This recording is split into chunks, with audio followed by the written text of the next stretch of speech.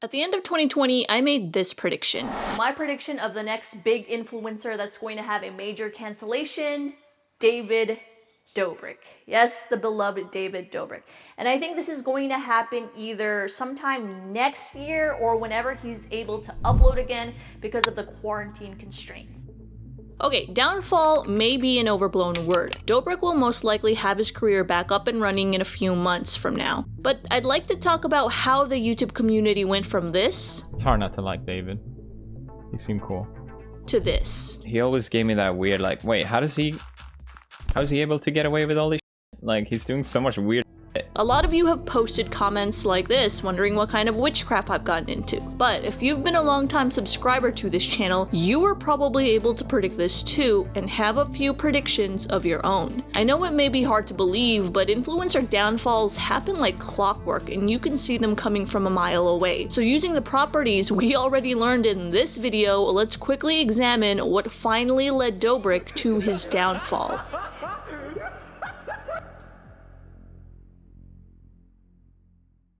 Welcome to Psych IRL, my name is Donna. Back towards the end of last year, I made a prediction that David Dobrik would be the next major influencer that would be canceled.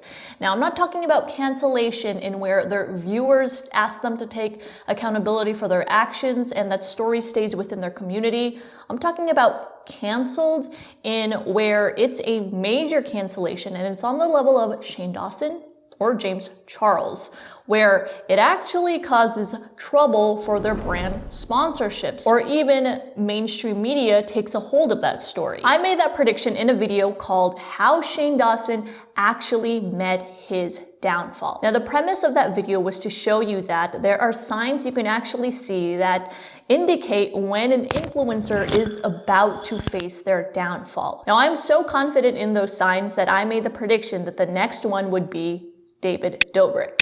Now here we are in 2021 and that's happening right now. Now I've had my share of doubters that said, that's not much of a prediction. Eventually all influencers get canceled. Now I'm not arguing against that. I do think that once you get to a certain level, you're going to be canceled eventually. But my argument is that you can predict when it happens. Because the thing is, the events that are surfacing right now that surround David Dobrik and the Vlog Squad have all happened in the past. Yes, the Insider article has brought to light some pretty vile and disgusting things that many, including myself, were unaware of. But his old fans have seen the old expose videos. And when you actually go back to those videos, maybe not now, but they were majorly dislike bombed by fans. And because of that, those stories didn't gain traction. So what is it about today that allows the narrative to switch? Celebrities and influencers are kind of in this weird world where the public views that they can do nothing wrong unless the conditions are right. For example, in the past, people have compared David Dobrik to Jake Paul. When they see those videos, they're like, yep, and then they move on. David Dobrik has also made insensitive racial jokes similar to other influencers. While people like Jenna Marbles leave the internet for it, Dobrik makes an apology video and it's all good. So I've gotten some messages asking for private ratings, but that is not how I did this. Doing this takes a lot of work and you actually have to pay attention. So today we are going to go over what things led David Dobrik to his downfall and the signs you can look out for to see if an influencer will face their downfall. Step 1 is more of an indicator, but it is to look at the responses of old critiques versus new critiques. Once new critiques begin to be received positively by the audience, there's a good chance that the influencer will receive major backlash. This critique by Trisha Paytas in 2019 comparing Dobrik to Ted Bundy was deemed outlandish by viewers, including me. Paytas deleted it as the internet turned against her. Then she uploaded another criticism video in 2020. This time, it gains more traction as more people are willing to listen. What's interesting is, this was filmed right around the same time Paytas filmed her first video. She just chose to upload it in 2020 rather than 2019. So, you could essentially say her feelings were similar at the time. Do you think if she had uploaded it then it would have received the same positive response? I personally doubt it. Now fast forward to 2021 and the narrative has completely flipped to Trisha and Ethan as our heroes and David Dobrik and his squad as the villains. When creators get to this point, take it as an early warning sign that something is about to happen.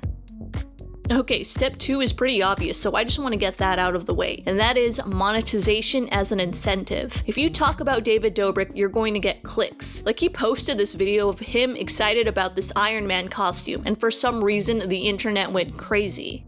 The crazier the story, the more popular the person, the more people will talk about it, incentivizing more editorials to write about it.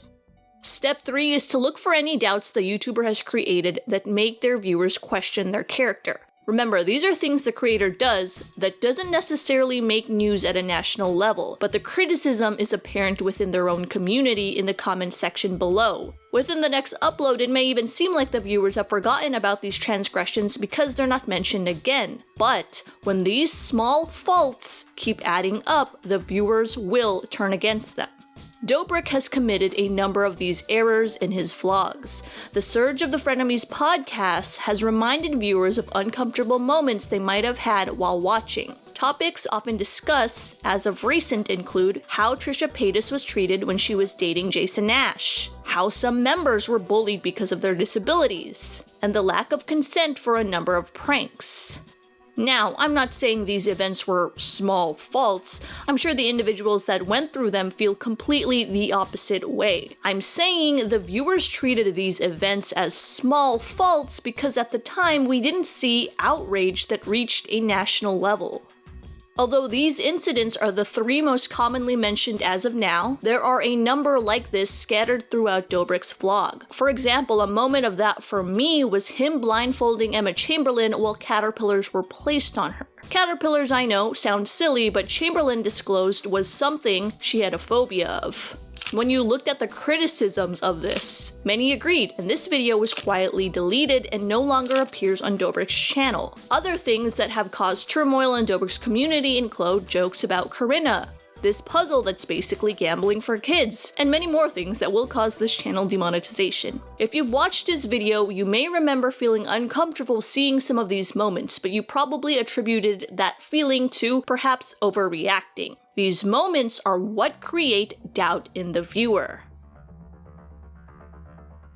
Step 4 is sort of an extension to step 3, and that is to associate with individuals the public views negatively. This step additionally boosts flaws in your character via halo and horns effect. I don't want to just plagiarize my own video, so I'll keep things simple. Birds of a feather flock together. If you lay down with dogs, you get up with fleas, all meaning you are who you surround yourself with. Although Dobrik himself may not be the one partaking in controversial behavior, the people he surrounds himself with are. Viewers then subconsciously place their dislike onto him because he's in a room with someone they already don't like. There are influencers that are viewed as problematic that appear in Dobrik's vlogs, and his fans have a strong dislike for the D'Amelio sisters for some reason. But what really brought Dobrik down was how some of his friends were painted. He slowly cut ties with some of them, but by this point it was already too late. The final step is the brand change. As a creator grows, it is in their team's best interest to optimize their image to become as advertiser friendly as possible. Hey, everyone wants more money. I'll happily stop cursing if it means more money. Dobrik's image today is the guy that gives away Teslas, the guy that gives away money, the guy who really likes his Iron Man suit, and the guy who for some reason really likes this toothbrush. He still does pranks, but it isn't nearly as edgy, for lack of a better word, as Dobrik's brand 2 years ago. When the new audience, mostly from TikTok, saw some of the allegations surrounding David now, it's no surprise the Vlog Squad empire came tumbling down. The David they see now is not the David that appears 2 years ago. Now, all these steps are enough to bring turmoil into the fan base.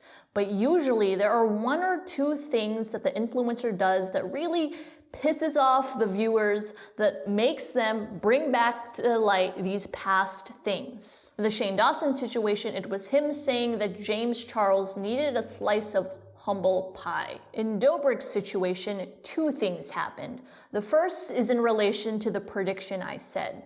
I said that he wouldn't face his downfall unless he started uploading again. By uploading, he would actually attain relevance, making the audience want to hear about him. Because COVID didn't allow him to upload, I actually didn't think my prediction would come true. What I didn't count on was the Frenemies podcast coming into popularity and bringing back to light past situations that were originally dismissed as ridiculous claims. I think what really put things in perspective for me was hearing Trisha's side through a person that was detached from the Vlog Squad drama back 2 years ago, which was Ethan Klein.